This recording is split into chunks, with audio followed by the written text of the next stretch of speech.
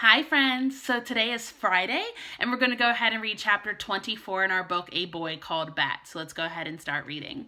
Chapter 24, A Reply. Bat, said Mr. Grayson as the students filed into the classroom. You got an email from Dr. Jerry Drago. He wrote back? Bat said in excitement, his heart beating faster and faster. There were only a few days left until Thor was supposed to go to the rescue center, and he had almost given up hope. Well, what did he say? You can read it at recess, Mr. Grayson said. It was a really nice email. I want to read it now. All the other kids were at their desks, but Bat was still standing in the aisle. He felt his hands pull up tight against his sides, the way they did when he was really, really excited. At recess, Bat, said Mr. Grayson. Bat hated waiting. He hated waiting. It was so dumb to wait for something if there was no good reason that it couldn't happen right now. Who cared if class started a few minutes late? If it meant that he could read his email. A real-life skunk expert had written to him? Him? That was certainly more important than anything Mr. Grayson had planned right now. Had a real-life skunk expert ever written to Mr. Grayson? Almost certainly not. Mr. Grayson, I think you should let me read my email now, Bat said. Bat, Mr. Grayson answered. Sometimes we have to wait. It's good to practice delayed gratification. Bat didn't really know what Mr. Grayson meant by that, but he knew it meant that Mr. Grayson wasn't going to let him read the email right now, no matter what. He wanted to insist, and he would insist if he thought he could change Mr. Grayson's mind, but Mr. Grayson looked serious, so Bat reluctantly decided to go to his seat. Too bad, said Israel, putting down the book he had been reading. Don't make fun of me, Bat yelled. Whoa, dude, Israel said. I wasn't making fun of you. Bat, said Mr. Grayson, coming over to his desk. What on earth is the matter? Israel was making fun of me, Bat said. I was not, said Israel. I just said it's too bad that Bat can't read his email right now. You don't really think it's too bad, Bat said. He kept his eyes on the surface of his desk, running his gaze over the wood grain. You don't know what I think, Bat, said Israel. You don't know anything. Bat, Mr. Grayson said, putting his hand on Bat's shoulder. The weight of his hand felt good. It helped Bat to feel like he was sitting in his seat, like he wasn't going to fly away. Try to give Israel the benefit of the doubt, okay? If he says he was being sincere, just believe him. Bat nodded, but he didn't look up. Israel went back to his book. For what it's worth, Bat, said Mr. Grayson in a quieter voice, I think Israel was being kind. I think he'd like to be your friend. Then Mr. Grayson took his hand off Bat's shoulder and returned to the front of the classroom. Now, Bat wasn't just thinking about the email from Dr. Jerry Drago. He was also thinking about whether Israel wanted to be his friend. He thought about how Israel had asked him if he wanted to play Foursquare and how he had said hello outside the sugar shack. And then he thought about the other kids in the class looking at him right now. And he thought about Thor's eyes. And he thought about the windy day outside. It was too much to think about all at once, and his skin began to feel prickly and too tight, but he couldn't take off his skin, so instead, he reached into his backpack for his earmuffs and slipped them on. The classroom noise around him faded, and Bat's skin began to calm down. Bat looked at the clock above the classroom door. It said 8:55 a.m., and recess was at 10:15 a.m. That was exactly 1 hour and 20 minutes away. He could wait that long. He didn't like it, but he knew he could wait that long. Time was a funny thing, though.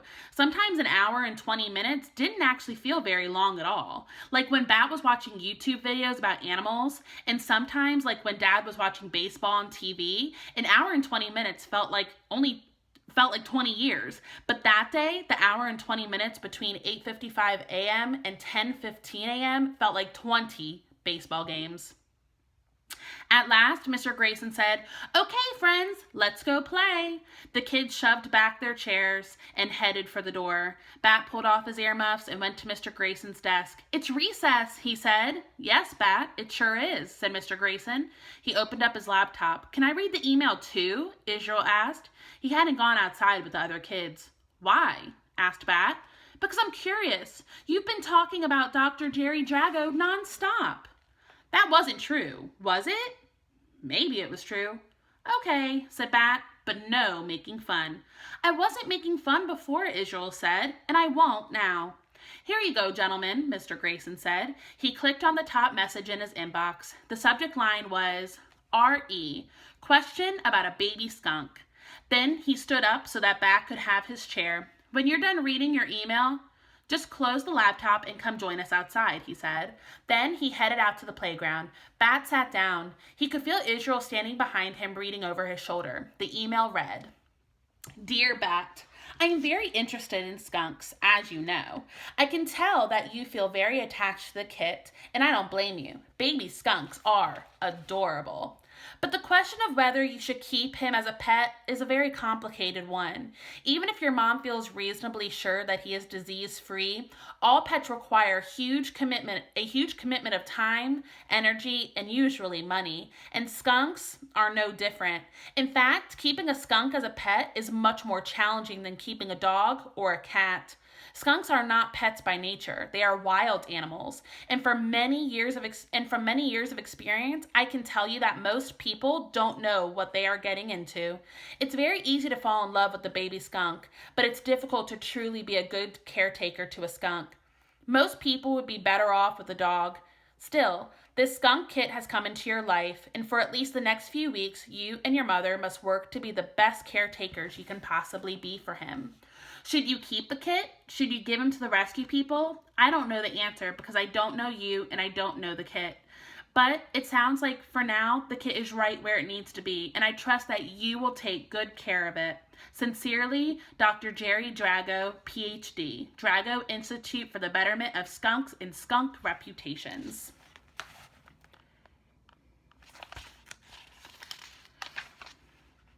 "That's too bad," said Israel. "What's too bad?" asked Bat. "The skunk guy doesn't think you should keep the kit."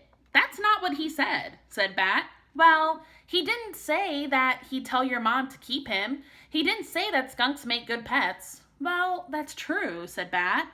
"But he didn't say we shouldn't keep Thor either. He said that a good caretaker makes a good pet. So all I have to do is be the best caretaker in the world and convince my mom to let me keep raising him. I know I can do that. I can." Bat closed Mr. Grayson's laptop, absolutely determined to become the very best caretaker that a skunk had ever had. "Can I come over sometime?" Israel asked. "Why?" said Bat. I don't know," said Israel. "To hang out and maybe meet Thor sometime." "It's okay with me," Bat answered. "I'll have to ask my mom, though." And that is the end of chapter 24. I hope you enjoyed listening to chapter 24. I hope you have a great rest of your Friday and a wonderful, wonderful weekend. And I will see you Monday to continue. I believe we only have 2 chapters left, so we are almost done with our book. I hope you have a wonderful weekend. I miss you and love you so very much. And I will see you Monday to continue our book. Bye.